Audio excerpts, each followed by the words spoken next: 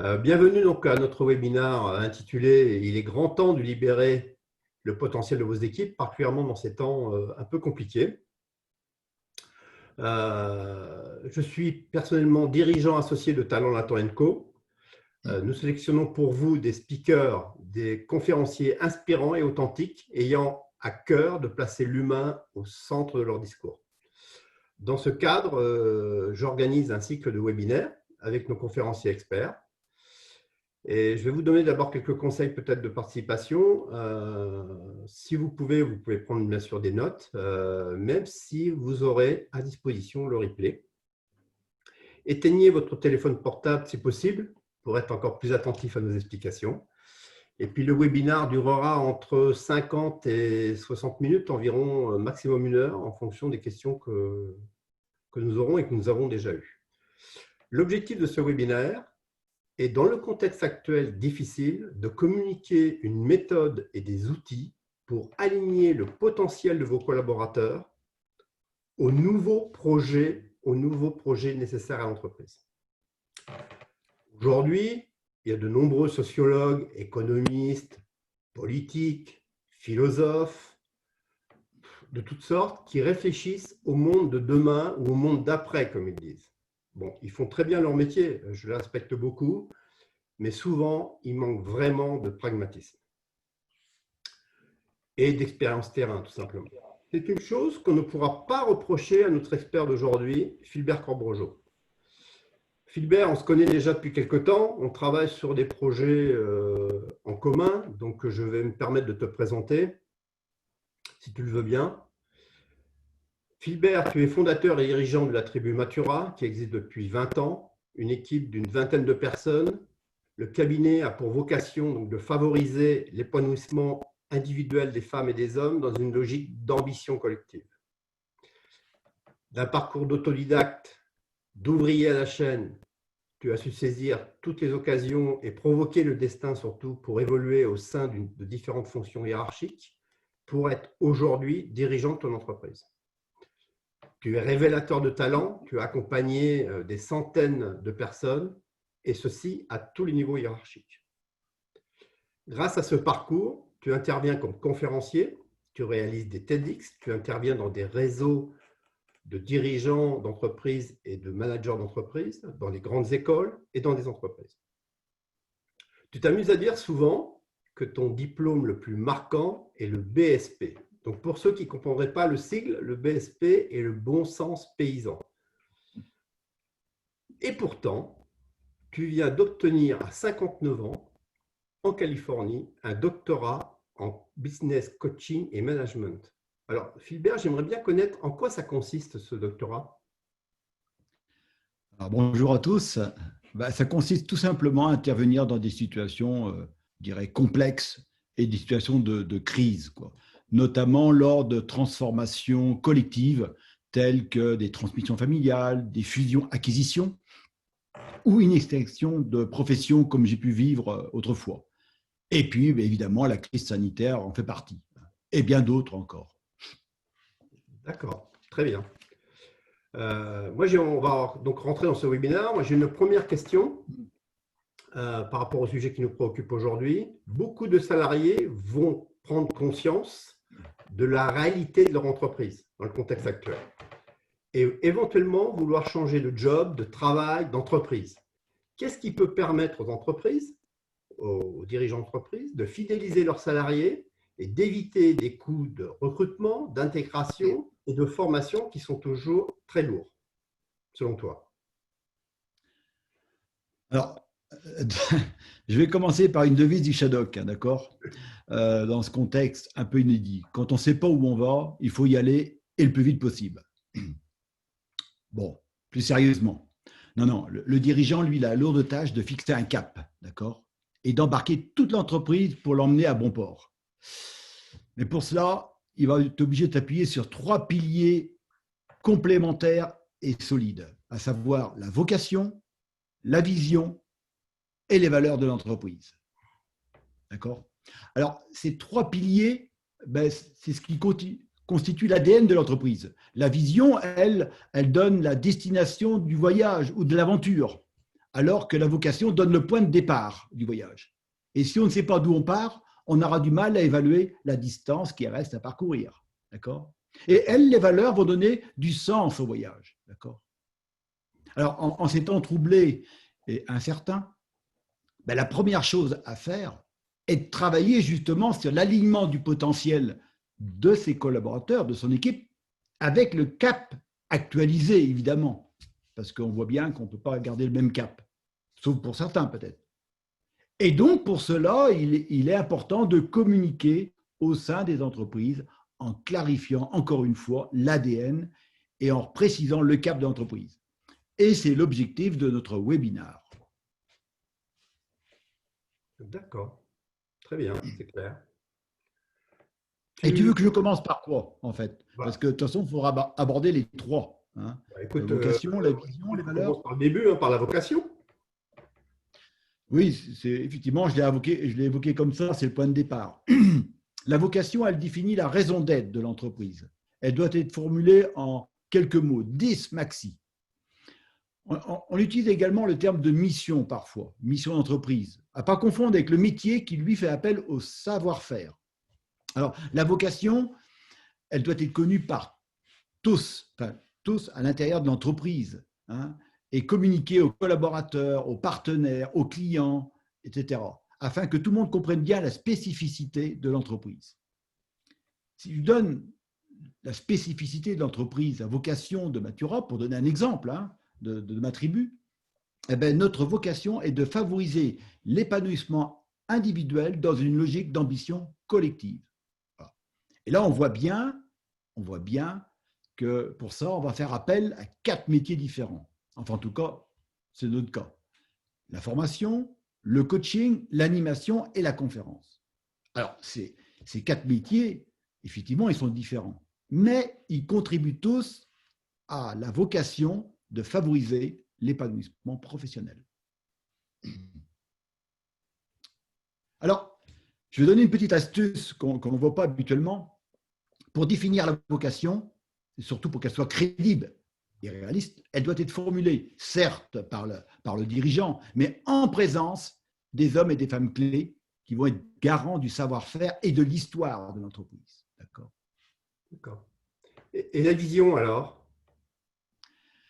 Alors, la vision, elle définit ce que l'entreprise souhaite atteindre d'ici 3, 5, voire 10 ans en fonction du secteur d'activité.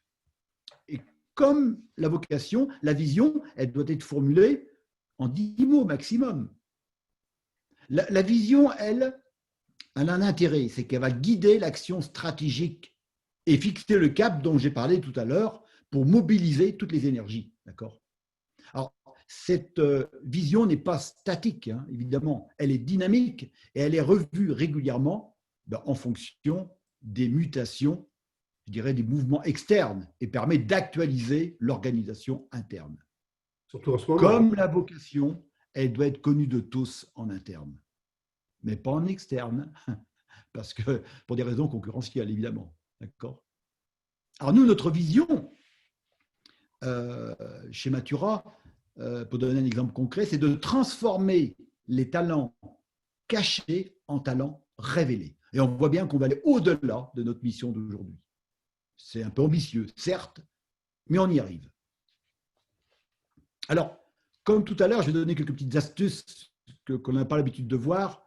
C'est qu'une vision, pour qu'elle soit, je dirais, réaliste, mais en même temps futuriste, hein, il faut qu'elle soit formulée par la direction et en présence des hommes garants, qu'on en a vu tout à l'heure, hein, évidemment, qui ont le savoir-faire, mais en même temps, les hommes et les femmes clés prometteurs de l'avenir, c'est-à-dire ceux qui sont prometteurs en innovation, en agilité, en optimisme, en audace, parce qu'ils vont avoir la lourde tâche de bousculer les certitudes et d'accompagner le changement au sein de l'entreprise. Et j'ai coutume de dire que la vocation n'est que la projection, la vision, pardon, n'est que la projection de la vision de la vocation dans le futur. Vous voyez, c'est son métier de demain. Et donc, on verra tout à l'heure comment identifier ces hommes et femmes clés prometteurs? Parce que c'est eux qui vont être les vecteurs de la compétitivité de demain, hein, attention. D'accord. Et les valeurs là-dedans, à quel niveau elles se situent? Alors, ben, les valeurs, elles représentent les croyances collectives et partagées pour justement mettre en œuvre à la fois la vocation et la vision. D'accord? Alors que la vocation, on a dit tout à l'heure que c'était la raison d'être de l'entreprise. Et la vision, sa raison d'agir, ben, les valeurs vont décrire la façon d'être. Un exemple concret chez Matura, nous avons 5 valeurs.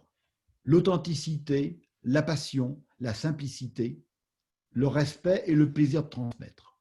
Ben, vous voyez déjà que cette dernière valeur est directement connectée à notre métier. Je vois bien, ouais. Alors, si on veut donner une petite astuce qu'on n'a pas l'habitude de voir dans les ouvrages ou dans les formations, c'est que ces valeurs-là, pour qu'elles soient comprises et respectées par tous les acteurs concernés d'entreprise, eh bien, elles doivent être formulées par la direction, certes, comme tout à l'heure, avec les hommes et les femmes clés, mais, alors qu'on a dit tout à l'heure, les garants de la vocation et les prometteurs de l'avenir, mais on va avoir 2 types de valeurs. On va avoir les valeurs, celles qui sont acquises depuis la création de l'entreprise, hein, qui forment la vocation, et puis les valeurs à développer, qui s'inscrivent dans l'atteinte d'une vision. D'accord. Et les managers, eux, par contre, ils auront la lourde tâche d'être les porteurs de ces visions-là au sein de leurs équipes. Alors, petit conseil, on peut dire, petit conseil, c'est que ces valeurs-là, c'est bien de les formaliser dans un manuel d'intégration, comme la vocation et la vision d'ailleurs. Hein. D'accord ? Et en même temps, c'est bien d'en parler lors de l'entretien de recrutement. Ça permet de sensibiliser les nouveaux collaborateurs. Ok, donc je vois bien ces 3 piliers, donc, mais quel va être le rôle de la direction dans ce domaine-là? Alors, ben, la direction, elle est responsable de cet exercice de construction en donnant du sens et de la cohérence justement à ces 3 piliers, vocation, vision, valeur. Ce n'est pas uniquement une compilation. Et le fait que ça donne du sens, derrière, les managers, eux, ils vont avoir la responsabilité du déploiement de ces 3 piliers au sein de la structure, à tous les niveaux hiérarchiques. Pourquoi? Tout simplement pour s'assurer que leurs équipes ont bien compris ces 3 valeurs et respectent le cap en même temps, et surtout qu'ils puissent s'engager. Parce que s'ils ont bien compris l'ADN et le cap, ils vont pouvoir s'engager plus facilement. Mais c'est suffisant pour s'engager pleinement? Bien sûr que non. Chez Matura, on préconise le tableau de bord étoilé qui permet à la direction de décliner sa vision en 5 axes stratégiques concrets. Je ne vais pas approfondir le sujet aujourd'hui parce que ce n'est pas l'objet de ce webinaire, hein, mais il y a des outils. D'accord. Tout à fait. Ce n'est pas l'objet de ce webinaire, mais ce serait peut-être le sujet d'un futur webinaire très intéressant. Donc, si j'ai bien compris, dans cette période un peu perturbée, tu recommandes donc d'étudier bien ces 3 piliers qui sont la vocation, la vision et les valeurs, qui constituent donc l'ADN de l'entreprise, permettant aux dirigeants et aux managers d'établir une ligne de conduite, de faciliter leur prise de décision et de favoriser la mobilisation et l'optimisation des ressources humaines. C'est bien ça? Ben, merci, c'est bien résumé. Ouais, c'est ça. Merci. Donc, par contre, moi, j'ai une autre question derrière. Jusqu'à maintenant, quand même, beaucoup d'entreprises, lorsqu'elles avaient un nouveau projet, une innovation, allaient chercher à l'extérieur les compétences requises. Bon, c'est souvent un recrutement qui est risqué et coûteux. Alors, comment toi, Philbert, tu penses comment pourrions-nous faire autrement selon toi? Alors, déjà, la meilleure façon de gagner de l'argent, c'est de ne pas en perdre. D'accord? Alors, pourquoi je dis ça?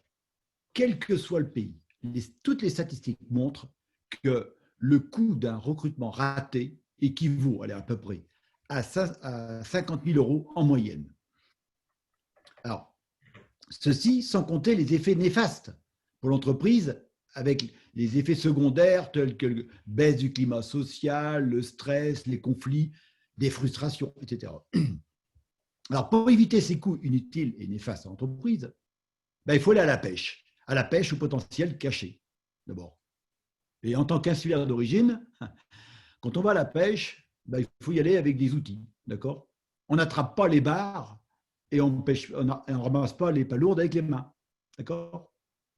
Donc, la meilleure, si je reprends la citation de tout à l'heure, quand je disais la meilleure façon de gagner de l'argent, c'est de ne pas en perdre, eh bien maintenant, en comparaison, la meilleure façon d'exploiter le potentiel de ces équipes, c'est de ne pas le gâcher. Et je peux vous assurer que de ce côté-là, on n'est pas fort, hein, d'accord? Parce qu'une compétence mal utilisée va quitter l'entreprise ou s'éteindre progressivement à son poste, avec une certaine frustration. Alors, je vous explique pas encore les effets secondaires qu'il peut y avoir derrière tout ça. On ne va pas faire de psychologie aujourd'hui, hein. Alors, ce que je veux dire par là, c'est que si on ne fait rien, on prend le risque du double effet qui coule. D'un côté, on ignore les talents cachés en interne, et de l'autre côté, on va recruter des personnes qu'on va payer parfois à prix d'or en prenant le risque que les talents cachés se terrent ou partent. J'ai malheureusement beaucoup d'exemples vécus à relater, mais que j'explique plus en détail dans mes conférences. D'accord. Mais comment ces talents cachés, comment tu les repères, comment tu les sélectionnes au sein de l'entreprise? Parce qu'il peut y avoir beaucoup de personnes dans une entreprise. Ben oui, effectivement. Ben on va commencer par les hommes et les femmes clés dont j'ai parlé précédemment, c'est-à-dire ceux qui ont un savoir-faire technique, ceux qui sont prometteurs pour l'avenir et ceux à qui on a confiance. D'accord?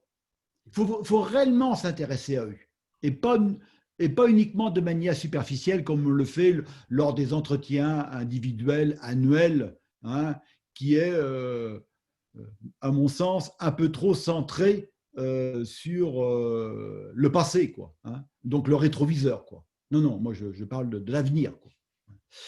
Donc, Philbert, on pourrait profiter de ces entretiens annuels justement pour recommuniquer. Il y a une question d'ailleurs par rapport à ce sujet-là sur la vocation, la vision et les valeurs qui sont ah ben reliées. justement, et justement, c'est là que justement l'entretien annuel doit avoir un autre sens. On lui donne une nouvelle dynamique. Et d'ailleurs, ça donnera du sens. Et on verra tout à l'heure les statistiques qui montrent qu'il y a une perte de sens dans le travail aujourd'hui, hein, dans les entreprises. Et pour ça, ben, il faut des outils structurés, hein. Il ne faut pas le faire de façon superficielle, hein. Il faut des outils structurés, comme pour aller à la pêche. On ne va pas capturer des talents cachés, hein, comme ça, avec les mains, quoi, entre guillemets.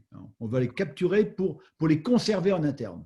Et ces talents cachés, il ne faut pas perdre de vue, hein, c'est que des fois, ils sont parfois actifs et efficaces dans d'autres structures ou à l'extérieur, associations sportives, politiques, voilà, caritatives.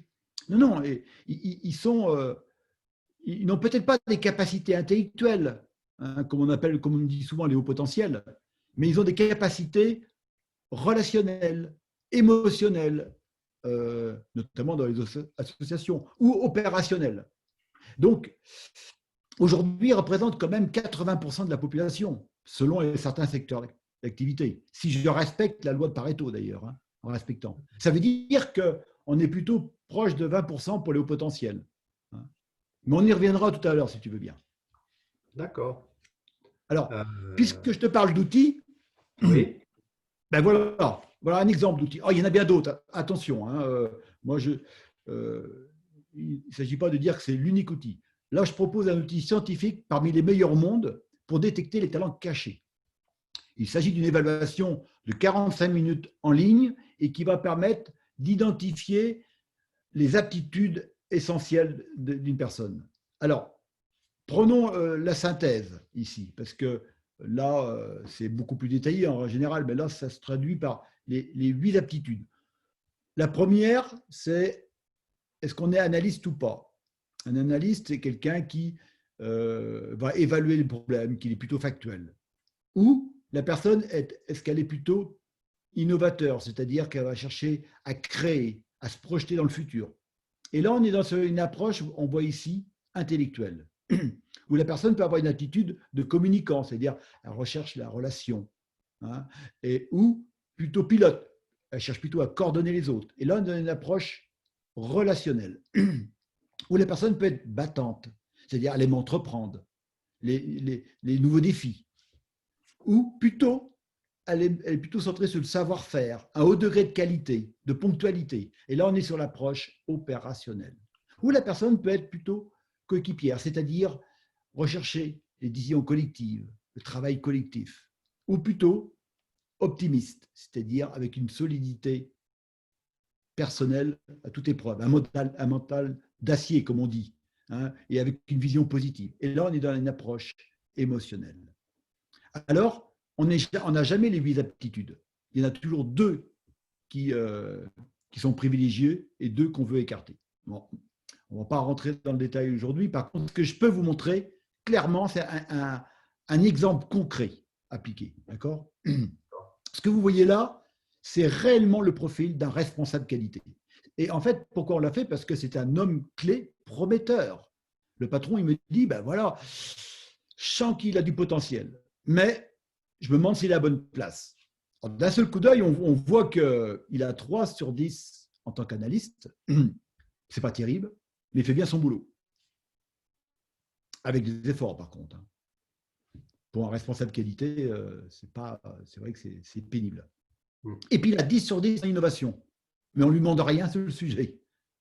Alors, ce que je veux dire par là, c'est que si j'ai besoin d'une compétence pour développer de nouveaux produits, c'est-à-dire créativité ou marketing, il est évident, vaut-il mieux pas faire appel à cette personne qui a le potentiel plutôt que d'embaucher quelqu'un qui aura peut-être un diplôme en marketing, mais qui n'aura peut-être pas forcément le potentiel.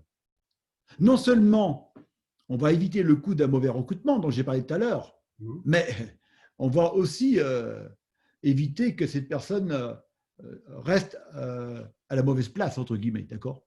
D'accord. Parce que là, elle n'est pas à la bonne place, hein, c'est clair. Hein. Oui. Et mon expérience et mes études approfondies sur le sujet, hein, parce que tu l'as dit tout à l'heure, j'ai quand même pas mal réfléchi sur le sujet, démontre que une personne qui n'est pas à la bonne place, eh ben, ça équivaut à un recrutement raté. On ne va pas rentrer dans la formule mathématique ici que je développe dans mes conférences, mais ça équivaut à 50 000 € minimum. C'est le même chiffre, quoi. C'est le même chiffre à peu près, sauf que cette fois, Jackie, c'est par an. C'est par personne et par an. Ouais. D'accord ? Et d'ailleurs, j'ai rien inventé sur le sujet parce que si vous regardez la dernière étude de Gallup dans Harvard Business Review, Gallup dit que 69% des salariés se disent non engagés dans leur entreprise. Ça ne veut pas dire qu'ils ne travaillent pas, mais ça veut dire qu'ils ne sont pas pleinement épanouis, qu'ils ne sont pas engagés. Oui, 69%. Oui, j'ai lu effectivement la même statistique et j'ai lu une étude Gallup par rapport à ça, effectivement, qui montre bien que c'est ce chiffre-là, oui, tout à fait. Eh bien, ce qui prouve bien que les gens… Alors pourquoi ? Alors là encore, je peux donner 2 éléments. Il y en a d'autres, mais les principaux. D'abord, une perte de sens. Pourquoi je fais ce travail-là ? Alors que si tu donnes un cap, je comprends un peu mieux. Hein ? Et puis, deuxièmement, c'est est-ce que je suis épanoui dans mon travail ? Ben, c'est sûr que si je prends le cas de ce responsable qualité, ben, il n'est pas épanoui. Hein, d'accord ? Ouais. Donc, vaut mieux l'orienter vers autre chose. Si on estime que c'est un homme et femme clé. Et là, on doit s'en préoccuper. D'accord. D'accord ? Et chez Matura, nous avons mis en place un programme justement qui permet de révéler et de fidéliser les hommes et les femmes clés à partir de cet outil. D'accord. On pourra en prendre un autre si on veut. Ce sont que des outils. Hein. Mais j'ai quand même une question, enfin une remarque, mais il y a quand même ceux qui démontrent dans des capacités inédites face à la crise qu'on vit en ce moment. On voit dans les entreprises des gens qui sont inventifs, entrepreneurs, et puis d'autres qu'on croyait vraiment les hommes clés de l'entreprise qui fuient et qui s'écrasent complètement. Quelle est ta réflexion par rapport à ça? Ben, c'est vrai que moi, ce que je dis, c'est que il y a des personnes qui vont se révéler face à cette crise, d'accord? Mhm. D'accord. Et dans une crise, ben, il y a des situations difficiles, hein, d'accord. Et grâce à ça, eh ben, moi, je pense qu'on mérite de s'intéresser à ces personnes-là. Tu comprends? Hein, Ouais, ouais. d'accord. D'accord. Mhm. On mérite de s'intéresser à ces personnes-là parce qu'ils vont, comment dirais-je, bousculer un peu, je vais dire, les habitudes, hein, parce que Ouais. c'est leur attitude, justement. Tout à l'heure, on parlait d'aptitude.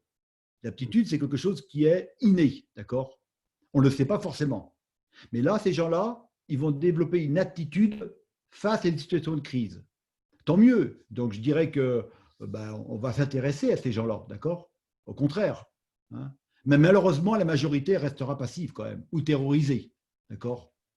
D'accord. Face, et je ne vais surtout pas ignorer les gens, les autres, quoi. D'accord. Mais il faudrait-il pas commencer par ceux-là, quand même, qui démontrent quand même des capacités d'engagement, d'inventivité face à cette crise, plutôt que les autres, quoi. Plutôt que tout le monde. Oui, oui, alors effectivement, des gens, comme tu dis, s'ils ont une attitude positive, hein, et permettent de bousculer, je suis d'accord avec toi. Mais aujourd'hui, c'est pas, mais c'est et avec plus de 1000 personnes révélées aujourd'hui au sein de Matura, je peux t'affirmer que des personnes ordinaires peuvent faire des choses extraordinaires si leur potentiel est détecté. Alors donc, tu as raison. Il faut commencer par eux, car ils ont démontré cette capacité et ils méritent leur médaille quelque part. Dans la crise, ils se bougent, d'accord? Mais il ne faut quand même pas oublier tous ceux qui ont été loyaux à l'entreprise depuis des années, tu vois, et qui ont des aptitudes. Tu sais bien ceux que je t'ai dit, les garants du savoir-faire et les prometteurs. Il ne faut pas les oublier, ceux-là, attention. Hein. D'accord. Donc, on peut jouer sur les deux tableaux, d'accord? Encore faut-il les avoir évalués. C'est ça dont je parle tout à l'heure. Encore faut-il les connaître. Mais surtout, surtout, ne pas aller avec tout le monde, parce qu'il y a des gens qui sont désengagés, et ce n'est pas cela qu'il faut mettre en priorité, tu comprendras. Hmm. D'ailleurs, Jackie, tu es vendéen comme moi, et on le sait tous les deux, on connaît tous les deux le dicton, hein. On ne fait pas boire un âne qui n'a pas soif. Hein. Ouais, je suis bien d'accord avec toi. Mais moi, tu sais, tu me connais, hein, j'ai souvent soif, hein. Donc aujourd'hui, j'ai soif de savoir plus. Donc, D'accord. j'ai quand même une question complémentaire. Euh, Tu parles d'organisation et de maximisation du capital humain. Peux-tu nous donner des exemples, des explications de ce que tu entends par cette notion et comment les managers et les salariés s'adaptent à ce nouvel enjeu? Alors, on a vu tout à l'heure, rappelle-toi, avec un profil, les pertes engendrées à ne pas connaître le potentiel individuel. Hein. 50 000 euros, d'accord? Oui, Ça, on l'a vu tout à l'heure. oui, oui. Maintenant, on va se poser la bonne question. Est-ce que j'ai le capital humain collectif nécessaire pour atteindre ma vision? Ça, c'est la bonne question. Et pour le savoir, au lieu de partir de l'individuel comme on a fait tout à l'heure, eh bien, on va partir du collectif, d'accord? Par consolidation des profils individuels que tu vois ici, tu vois. Je D'accord, te montre un exemple ici, d'accord? Et on peut en dégager une photographie du profil collectif que je te propose de te montrer maintenant. d'accord. Par consolidation, hein, d'accord? Donc, c'est ce qu'on va faire. On aura un profil collectif. Là, il n'y a pas les points. Oui. Alors, c'est ceux-là les points, pardon. Voilà. D'accord. Donc ça, c'est le profil collectif enfin de l'équipe dirigeante ou de l'équipe de l'ensemble des collaborateurs ou... Des hommes clés qu'on a pris. D'accord, des hommes. D'accord. Et on voit bien que là, les points rouges représentent, si on veut le voir comme ça, les points rouges représentent les inaptitudes que les gens ne savent pas faire ou ne veulent pas faire. Et les points bleus représentent les aptitudes dont on a évalué tout à l'heure. Hein.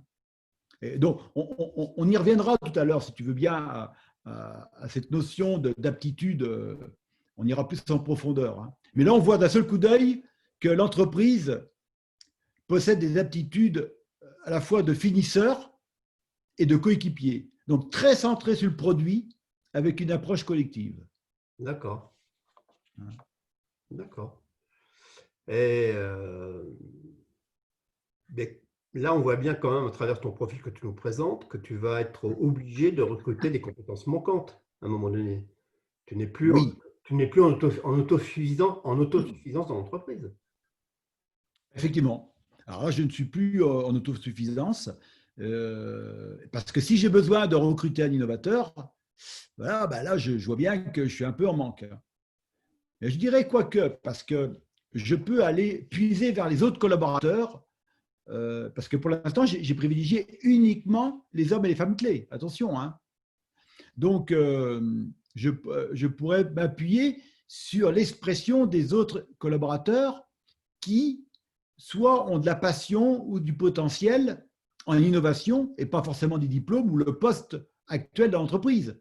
Et là, je peux les détecter lors des entretiens individuels.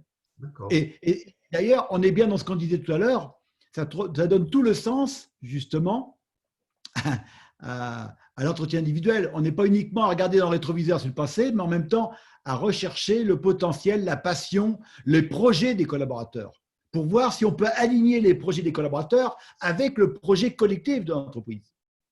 C'est plus du tout la même démarche. Et là, on donne du sens. Tu comprends? D'accord. Et ce qui vous démontre bien d'ailleurs qu'on est, en faisant cela, dans un nouveau modèle économique. Et je vais aller dans ton sens, Jackie, euh, en favorisant ce que tu appelles, toi, l'écologie humaine, en fait. Oui. Oui, tout à fait. Oui, oui. Et Euh, d'ailleurs, puisque tu me parles d'autosuffisance et tu me titilles un peu sur le sujet, j'ai envie de faire la même chose. Et j'ai envie de te poser une question. Ce serait quoi pour toi l'écologie humaine? l'écologie humaine, pour moi, tu sais, c'est comme dans une forêt. Ah, tiens, on va voir voilà, un slide là. Dans une forêt, il y a des grands arbres, il y a des petits arbres, il y a des bosquets, il y a des arbres de variétés très différentes, et tout cela vit en harmonie. Dans l'entreprise, pour moi, c'est un peu la même chose, c'est-à-dire que de cette analyse individuelle et collective, de cette richesse du capital humain de l'entreprise, il doit sortir une nouvelle biodiversité humaine, une nouvelle écologie humaine cohérente, permettant, à mon avis, d'analyser ce qui est en phase ou pas avec le nouveau projet de l'entreprise ou la nouvelle vision de l'entreprise, comme tu l'expliquais tout à l'heure. Pour moi, c'est une nouvelle façon de valoriser le capital humain et de dépenser en coûts de recrutement, d'intégration et de formation au plus juste, au plus efficace pour l'entreprise. D'accord. Oui, en complément, moi je dirais que dans une période comme celle-ci de crise, bah, il faut en plus une certaine frugalité, quoi, en fait. Hein.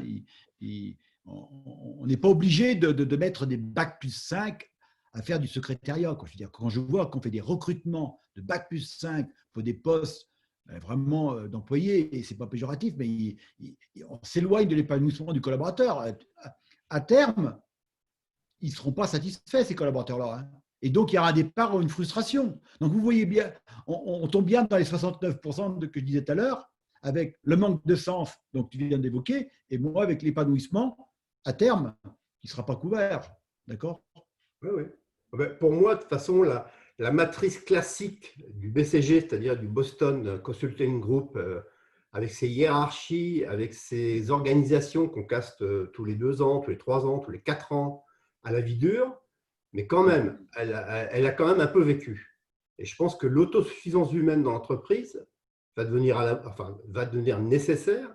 Et pour moi, elle serait de s'auto-nourrir avec les personnalités riches et variées, avec toutes les compétences existantes de l'entreprise, en sachant les repérer, les analyser tous les talents techniques, relationnels, d'expertise, et ainsi d'éviter au maximum des coûts de recrutement, d'intégration et de formation qui sont risqués. Et surtout, ça permettrait beaucoup mieux de développer la motivation des collaborateurs, à mon avis. je ne peux qu'être d'accord avec toi, hein. Et j'ajouterais d'ailleurs que dans cette nouvelle écologie humaine, le management intermédiaire devient une compétence stratégique, car il aura un rôle déterminant pour déployer la vision que j'évoquais tout à l'heure, quoi. Et en plus, il devra être bilingue, parce que non seulement il devra être capable de traduire la vision concrète, hein, ce qui est un peu abstrait, en concret à ses équipes, mais en même temps, il devra être garant de cette biodiversité pour atteindre cette vision. Bon, je ne veux pas être pessimiste, mais on en est loin quand même, hein, d'accord, hein. Et puis en plus, ce que moi je constate, c'est que pour analyser beaucoup les transformations collectives, c'est qu'en période de crise, on a tendance à chercher un leader héros, tu vois, c'est pour donner la voie à suivre. Ça y est, c'est lui qui va nous sauver, entre guillemets. Ouais. Alors, ça, c'est bien, parce qu'il ne faut pas 36 décideurs en période de crise. Le problème, c'est quand cette voie-là se transforme en chemin unique après la crise. C'est-à-dire que ce leader héros devient toujours le leader héros, quoi, en fait. Ouais. Et laisse plus de place à cette biodiversité. D'accord. Mais dans une entreprise, il y a une forme quand même très variée de talents. Il y a des compétents, il y a des top guns, des gens qui rayent le parquet, des talents latents, et puis il y a des impotents. Comment tu améliores la gestion de cet ensemble de personnes au sein de la nouvelle vision d'entreprise? Alors, déjà, soyons au clair avec les différents types de talents, parce que tu viens de donner quelques définitions, enfin quelques noms. Ce n'est pas des définitions, c'est des exemples. Oui. Alors, moi, j'ai envie de commencer par les talents latents, d'accord? Les talents latents, c'est ce que j'ai parlé tout à l'heure, des talents cachés. Alors, ce sont des non-diplômés, ce sont des gens qui ont peu d'expérience, des profils atypiques, des personnes qui parfois ont des problèmes de relations hiérarchiques, qui ont eu une mauvaise orientation scolaire. Certaines femmes, après leur congé maternité, des gens en période de crise qui n'osent plus bouger, ou certaines personnes qui vivent de harcèlement ou de racisme. Bon, ça commence à faire pas mal, non, vous trouvez, hein? C'est pour ça que je disais tout à l'heure qu'on peut atteindre 80% dans certains secteurs d'activité. Et eux, ils représentent l'arbre à l'intérieur de la forêt. Et qu'est-ce qu'ils demandent? Un peu de soleil pour s'épanouir. Tout le monde ne peut pas, qu'on reconnaisse leurs différences, tout le monde ne peut pas être bon en maths et en français. On l'a vu tout à l'heure, il y a différentes formes d'intelligence, relationnelle, émotionnelle et opérationnelle. Les conséquences de tout ça, c'est qu'aujourd'hui, on a une population qui est endormie, terrée, frustrée, et qui pourrait donner davantage à l'entreprise. Alors, et ça, je sais de quoi je parle, parce que pour l'avoir vécu à tous les niveaux hiérarchiques, d'ouvrier à la chaîne à ouvrier, technicien, responsable, ingénieur et directeur, j'ai toujours trouvé des gens plus compétents que moi qui étaient comme ça, figés, parce qu'on n'avait pas détecté leur potentiel. C'est quand même malheureux, d'accord?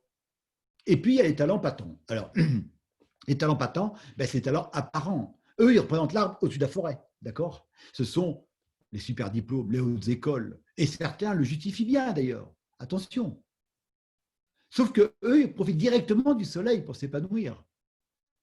Alors, je comprends, moi, que dans un premier temps, on veuille avantager ces talents-là. Pourquoi prendre un risque avec des talents cachés, puisqu'on a des talents potentiellement apparents? Sauf qu'en faisant ça, on va accentuer le déséquilibre dans l'entreprise. Et si je reviens à cette notion de biodiversité dont tu parlais tout à l'heure, l'entreprise est un écosystème. C'est comme une forêt. Il y a des petits arbres et des grands arbres.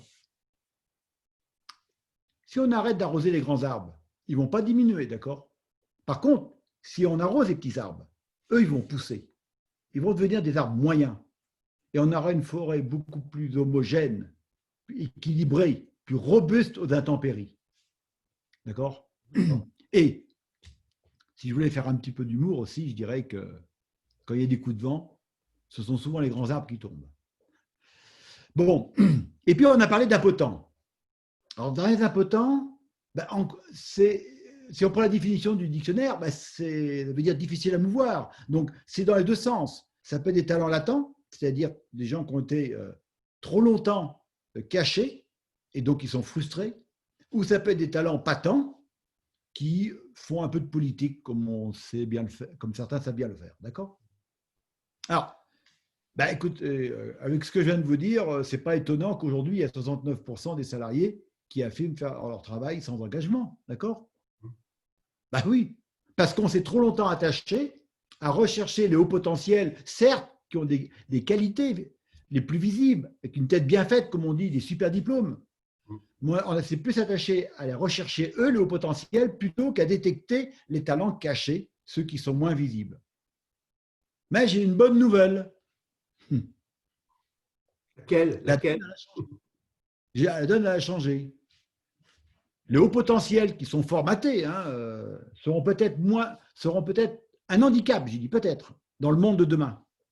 Maintenant, les entreprises vont s'intéresser davantage à ceux qui ont du potentiel et qui seront capables de changer, de s'adapter, de s'engager dans une nouvelle dynamique. Bien ceux que tu as dit tout à l'heure, qui se révélaient dans la crise. Ça ne sera pas forcément ceux qui ont fait le monde d'hier. En tout cas, pas en totalité, à mon avis. Oui. Alors, le talent, qu'il soit latent, patent ou impotent, bref, il faut le mettre à la bonne place, d'accord, pour optimiser le collectif.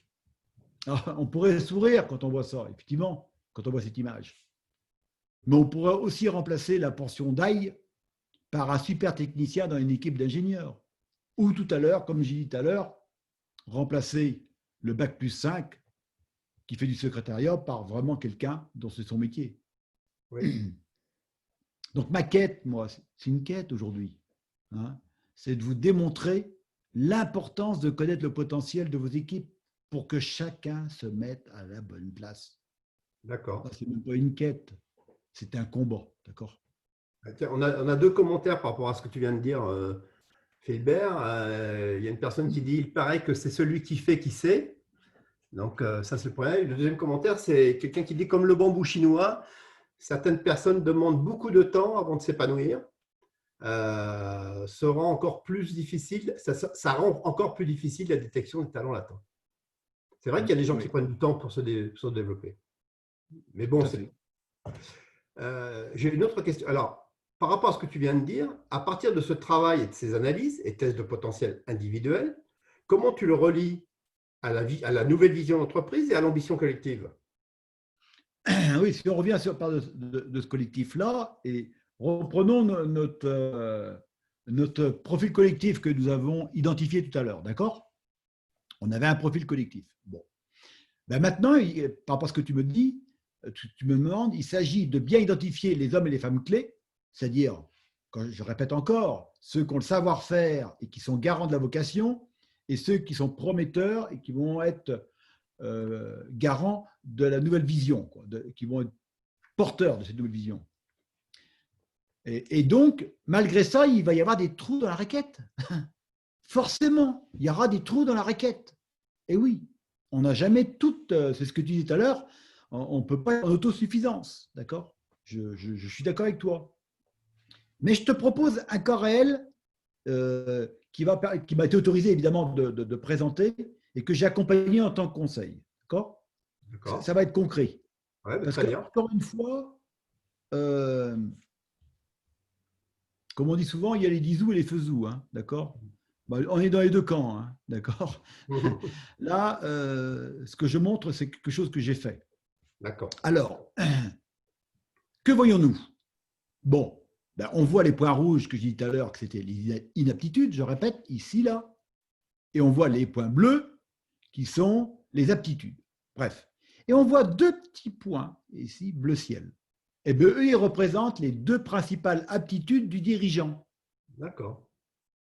C'est intéressant, ça, parce qu'on voit d'un seul coup d'œil que les collaborateurs sont à l'image du patron, en fait, de celui qui les a recrutés, quoi. D'accord. C'est pas anodin. Donc, ça veut dire qu'ils sont tous coéquipiers et finisseurs. C'est-à-dire qu'ils sont portés sur la tâche, la qualité du travail et le délai.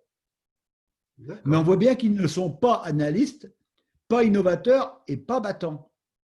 Et c'est grave, docteur, hein, parce qu'il faut quand même peut-être rééquilibrer les potentiels pour boucher les trous. Enfin, pas boucler, mais boucher les trous dans la raquette, comme tu dis. Ouais. Alors, ben ça dépend justement de la stratégie. Et maintenant, ce que je te propose, c'est d'observer cette stratégie. Quand on regarde la stratégie, on voit ici qu'elle a trois axes principaux, hein. Un axe pour développer ici diversifier son marché, un axe pour développer des nouveaux produits et un axe pour réduire la non-valeur ajoutée. J'explique en quelques mots. Elle faisait des tableaux de bord pour l'automobile, elle a décidé d'aller sur l'aéronautique, donc forcément, il faut créer des nouveaux produits et en même temps, il faut refondre les process d'usine, d'accord?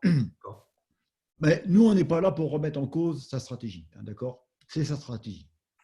Et là, on voit bien que ce soit un axe là, là, là, à chaque fois, elle a besoin d'un innovateur.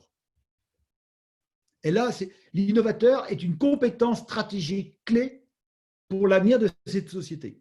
C'est la seule aptitude qui est nécessaire dans les trois axes. Alors, maintenant, je peux t'affirmer que oui, c'est grave. C'est grave. Pourquoi? Parce qu'il n'y a qu'un seul innovateur. Et en plus, pour le savoir, il avait du mal à trouver sa place. Il se posait des questions sur son avenir parce que, ben ouais, tous les autres disaient, il n'est pas comme nous. Et donc, l'entreprise, je dis bien risquait parce que le dirigeant a été très intelligent, l'entreprise risquait de tuer la poule aux œufs d'or. Alors, on pourrait dire, il suffit de recruter un ou deux innovateurs. Malheureusement, ça ne changerait pas grand-chose. Parce que le problème, il est culturel, encore une fois. D'accord. Et oui, je t'ai dit tout à l'heure que ma spécialité, c'est la transformation collective, d'accord? Alors, si je veux te donner quelques informations comme ça, et pour que les auditeurs comprennent bien, quand on veut changer un poste de travail, tout le monde comprendra qu'en quelques jours, on peut le faire. Quand on veut changer un service, en quelques semaines, on peut. Quand on veut faire évoluer le management, en quelques mois, on peut. Mais une culture, c'est quelques années. C'est compliqué. Ouais. Donc là, vous voyez bien qu'il ne peut pas mettre en place sa stratégie. Eh oui. Donc c'est impossible, vous vous rendez compte? C'est impossible d'atteindre les objectifs de l'année. Et on sait d'ailleurs pourquoi, des fois, il y a des actions qui n'avancent pas. Parce que culturellement, la population n'est pas prête à aller dans ce sens-là. Et de plus, ils sont en majorité à l'image du patron. Donc, si on voulait faire un recrutement différent, il faudrait que ce soit une personne neutre qui le fasse, tu comprends? Alors, bah oui, mais alors comment faut-il faire? Comment on peut faire? Parce que c'est pas simple. Oui.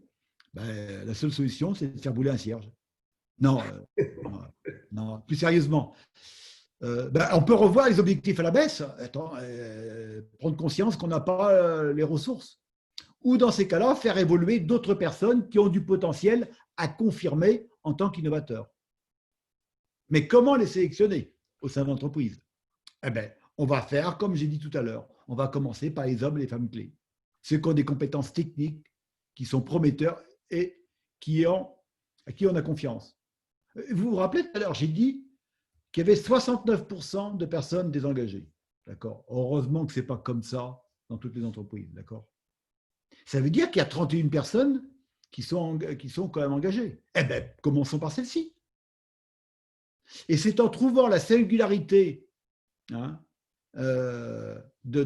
vos hommes et femmes clés que vous pourrez vous différencier sur votre marché. Et moi, j'ai envie de vous poser une question à vous tous, maintenant qui m'écoutez. Et vous? Est-ce que vous avez des trous dans votre raquette? Ouais, il y en a sûrement. C'est rare qu'une entreprise n'ait pas voit sur le rond des trous dans la raquette. Donc, ok, merci pour ces explications. Donc, ça veut dire qu'en synthèse, si je fais un peu de tes réflexions, là, si j'essaie de synthétiser tout ce que tu as dit, parce qu'il y a eu énormément de choses, il faudrait donc, dans ces temps difficiles, tout d'abord, mener une réflexion de fond sur l'ADN de l'entreprise avec la vocation, la nouvelle vision, les valeurs pour avoir une cohérence avec un cap précis pour les collaborateurs. Il faudrait aussi que le rôle de la direction, on voit bien que le rôle de la direction est primordial pour donner du sens au travail de chaque collaborateur. Il faudrait, d'après ce que tu as dit aussi, utiliser un outil scientifique. D'ailleurs, tu pourras il y a une question par rapport à ça, je vois, nous donner le nom ou expliquer comment tu organises ce test, ce bilan de compétences, ce bilan de potentiel plutôt, parce qu'il y a on a une question par rapport à ça sur le nom. D'accord. Mais bon, il faut utiliser, et comme tu le disais, un outil scientifique précis pour réaliser l'évaluation des potentiels de façon fiable de chaque collaborateur clé et donc ainsi déterminer le profil collectif des compétences de l'entreprise. Il faudrait aussi, d'après ce que tu as dit, encourager plutôt les talents qui se montrent très résilients et entrepreneurs face à la crise. Recruter finalement que des profils apportant une nouvelle compétence nécessaire et absente dans l'entreprise pour cette nouvelle vision. Et donc, finalement, en finale, donc de créer une nouvelle biodiversité humaine, comme on disait, en essayant de mettre chaque personne à la bonne place pour servir cette nouvelle vision d'entreprise. C'est bien ça? J'ai à peu près résumé ce que tu voulais dire? Très bien. Ben, je crois que maintenant, tu es prêt pour faire des conférences avec moi. On va faire en co-animation. Et d'ailleurs, ça me permettra de respirer sur la durée de 1 heure. Alors, je vais quand même répondre tout de suite pour l'outil scientifique. D'abord, vous verrez à la fin, on a nos coordonnées. Donc, ils pourront je préfère le donner individuellement pour ceux qui sont intéressés pour ne pas faire de démarche commerciale, parce que ce n'est pas notre outil. Donc, d'abord, je pourrais donner cet outil-là, mais il y en a plein d'autres. Ça va dépendre de ce qu'on souhaite vraiment. Parce que souvent, quand on échange avec les clients ou les prospects, ils nous disent « Oui, mais moi, je voudrais connaître mon type de personnalité. » Mais du coup, ce n'est pas le même outil que celui-ci. D'autres vont me dire « Mais non, mais moi, c'est pour connaître mes talents. » Ah, mais ce n'est pas encore le même, vous voyez. Donc, à chaque fois, il y a un outil différent quand même. On ne sort pas ça du chapeau comme ça. Donc, moi, je préfère répondre à la personne concernée par le bon outil. Hein. On lui enverra un mail ou on l'appellera directement. Pas de problème. D'accord, oui, pas de problème. En tout cas, merci Philbert pour ces apports. On apports. n'est pas de faire de démarche commerciale aujourd'hui. D'accord. Merci Philbert pour ces apports. C'est vraiment très utile. Nous allons prendre un moment pour répondre aux questions que vous avez posées tout au long, soit au long de ce webinaire, soit avant le webinaire, parce qu'on a eu un certain nombre de questions avant le webinaire. On ne pourra pas répondre à toutes les questions, parce que je regarde le timing, si on est dans les temps ou pas. Je regarde, oui, il nous reste 5 bonnes minutes, donc on va essayer d'être le plus efficace possible. Donc, j'ai une première question pour ne pas perdre de temps, Philbert, qui nous est venue. Comment pouvez-vous nous aider à engager une dynamique au sein de notre entreprise? Alors, il faut commencer par une réunion de sensibilisation ou une conférence, comme vous voulez, et ça pour bousculer les certitudes. Ça, c'est important. Et on va le faire avec une personne neutre à chaque fois. Alors, attention, hein, ce n'est pas parce que vous ne puissiez pas le faire, mais nul n'est prophète en son royaume, croyez-moi. Et grâce à notre légitimité, en tout cas, nous ou quelqu'un d'autre, mais il faut quelqu'un de légitime, hein, évidemment, encore une fois, on va diffuser un message concret afin de préparer les collaborateurs à la transformation. Parce qu'il y aura plein de questions, attention, plein de doutes. Et là, il faut pouvoir les lever. Et surtout, quand on l'a vécu, personnellement, on peut l'expliquer. D'accord ? Et ainsi, on va susciter des vocations en donnant des déclics. Parce qu'il y a plein de déclics qui se font lors de ces conférences. Alors, quand je dis ces conférences, ça peut être des after-work, d'accord ? Ça peut être pendant le déjeuner. Ça peut être un autre format, peu importe. Mais si possible, des conférences ouvertes à tous. En tout cas, à une majorité de la population. Parce que, croyez-moi, il y aura des réactions très différentes en fonction de la population. D'abord, il y aura les hommes et les femmes clés qui vont commencer par se dire « Ah, je peux évoluer ». Parce qu'ils ne savaient pas aujourd'hui. Hein. Ils vont prendre conscience qu'ils peuvent évoluer. Et c'est beaucoup pour l'entreprise, vous allez voir. Hein. C'est quelques points de productivité qui se dégagent tout de suite, le moral.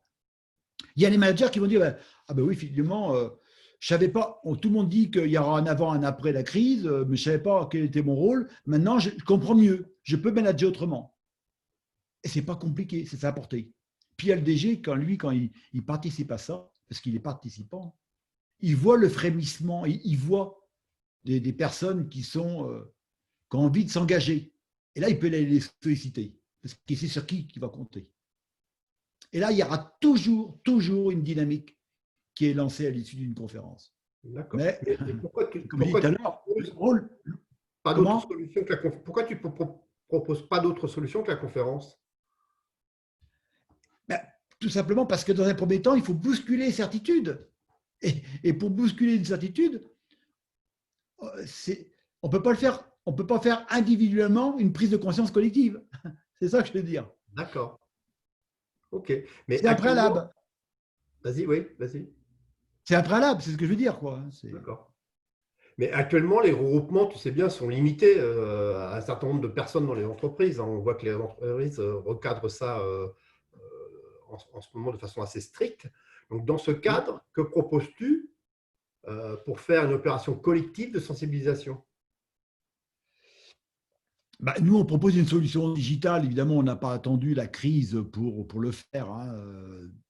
Il a fallu le développer parce que ça fait depuis maintenant un mois, depuis le mois écoulé, on a fait 4 webinaires comme celui-ci. D'accord? Donc, ça veut dire qu'on maîtrise quand même l'outil. Et en plus, alors, on le fait avec, comment dirais-je, vidéoconférence, par petits groupes de 5 à 50 personnes, comme aujourd'hui, ou par des webconférences, avec des groupes qui sont au-dessus de 50 personnes, et même plusieurs centaines de personnes. La semaine dernière, j'ai animé une webconférence avec Daniel Costantini. Il y avait plus de 500 personnes. D'accord. Et ça a été fait après le temps de travail. Donc, en plus, je laisse imaginer, pour le patron, c'est intéressant, parce que les gens ne sont pas... on peut le faire pendant le temps de travail aussi, c'est aussi bien. Comme j'ai dit, pendant une pause déjeuner. D'accord. Il faut trouver la bonne formule. D'accord. J'ai une autre question. Avez-vous un exemple concret de transformation collective vécue? Oui, oui, j'en ai une. D'abord, à travers mon parcours, si j'en avais pas eu, au bout de 40 ans, qu'un chemin parsemé de roses, ça aurait été trop beau. Non. Oui, quand j'étais directeur compétitivité d'un leader français, la profession de mouliste était en train de s'éteindre en France. D'accord. Nous, on a géré la complexité avec l'équipe dirigeante différemment. Et la transformation collective, on l'a gérée différemment de nos concurrents. Et de ce fait, malgré qu'une profession était en train de s'éteindre, nous avons racheté notre principal concurrent. Et nous sommes devenus le leader européen. Le côté, l'histoire finit mal quand même, c'est que suite au départ à la retraite de ce patron, justement, qui avait créé un cap, et qui s'était basé sur les 3 V, comme on dit, vocation, vision, valeur, il a été remplacé par ce que j'appelle un talent patent, quoi, un super haut potentiel qui parlait 5 langues et qui manageait autrement. Et les postes qui étaient comblés ont été comblés par des ingénieurs recrutés systématiquement, là, cette fois-ci. Et du coup, la majorité des collaborateurs ne se retrouvaient plus, avaient perdu du sens, en tout cas étaient moins épanouis. Et finalement, au bout de quelques années, la société, elle a déposé le bilan avec le même effectif, le même volume d'affaires, les mêmes clients et le même produit. Une calamité, quoi. Ouais. Les calamités peuvent, cependant, comme on a vu au départ, les calamités peuvent se transformer en opportunités. Mais pour cela, il faut s'appuyer sur le potentiel des collaborateurs prêts à accompagner la transformation collective, comme c'était le cas au début de cette histoire. On va prendre une dernière question, parce que sinon les autres, on y répondra par mail ou par téléphone, en fonction des coordonnées. Peut-on faire l'analyse du potentiel pour tous les collaborateurs? Non, on ne peut pas faire une photographie de tout le potentiel. Sauf pour une petite équipe, pour une petite entreprise. Une dizaine de personnes, on peut, c'est facile. Mais on ne peut pas le faire quand il y a plusieurs centaines, d'accord? Alors, dans ces cas-là, ce qu'on fait, on le fait pour l'équipe dirigeante ou l'équipe d'encadrement et ou les hommes et les femmes clés. D'accord? Ceux qui seront garants de la transformation pour atteindre la stratégie. Parce que c'est eux qui vont porter le mouvement, d'accord? Et qui vont créer la dynamique. Donc cela, il ne faut pas se tromper. Si on a besoin d'optimistes, il faut le savoir. Si on a besoin d'innovateurs, il faut le savoir. Parce que ceux gens-là, ils sont déjà prometteurs. Donc ils sont déjà engagés. D'accord, très bien. Ben, écoute, merci déjà pour ton expertise, Philbert. Merci à tous nos auditeurs. Malheureusement, il est l'heure de conclure. On aimerait bien continuer. Vous aurez le replay. Merci Jackie excuse-moi Jackie, merci pour l'invitation de Talent Latent Co. Je te remercie de m'avoir invité à parler de mon expertise. Merci aux auditeurs de nous avoir écoutés. D'accord. Vous aurez donc le replay. Vous avez nos coordonnées donc, qui s'affichent sur l'écran. Vous recevrez le replay aussi avec nos coordonnées dans quelques jours. Donc voilà, j'aurai le plaisir la prochaine fois d'inviter un autre conférencier sur un thème complémentaire à celui-ci. Comment être manager coach dans l'entreprise dans ces temps compliqués aussi. Cette personne s'appelle Damien Simonet. Elle sera comme Philbert, vous verrez, ce sera un conférencier authentique et de terrain. C'est ce qui fait notre spécificité à TLC, à Talent Latent Co. Donc, je vous dis au revoir, à bientôt et bon courage. Juste, Jackie, j'ai ouvert le vote, là, comme on avait vu. Oui. Donc, du coup, on va laisser les personnes un petit peu voter pour qu'elles puissent s'exprimer sur le… J'avais oublié qu'on a un vote pour voir si on a répondu à l'issue du webinaire. À l'attente de nos auditeurs. D'ailleurs, Jackie, j'en profite pour avoir vu vidéo de Damien, un confrère. Effectivement, c'est comme tu le dis, c'est un conférencier authentique et de terrain. Et son approche sportive apportera un complément, certainement, sur l'aspect mental que moi, je n'ai pas abordé aujourd'hui. C'est un bon complément. Tout à fait, ça sera très complémentaire. Ouais. Et il sera intéressant aussi, je pense, que tu abordes l'aspect développement durable une prochaine fois aussi, parce que je pense qu'il y a beaucoup d'entrepreneurs ou de managers qui auront besoin de créer un nouveau modèle. Je pense que ça pourrait être intéressant d'avoir des experts là-dessus. C'est prévu, prévu. Je suis en train de travailler sur un nouveau webinaire pour le mois de juillet avec un expert de ce sujet-là et un convaincu et un homme de terrain aussi. D'accord. Voilà, donc je ne sais pas si Pauline, on peut clore maintenant le webinaire. Non, oui, on peut oui. les votes. Non, ouais. Tout le monde n'a peut-être pas fini de voter, si.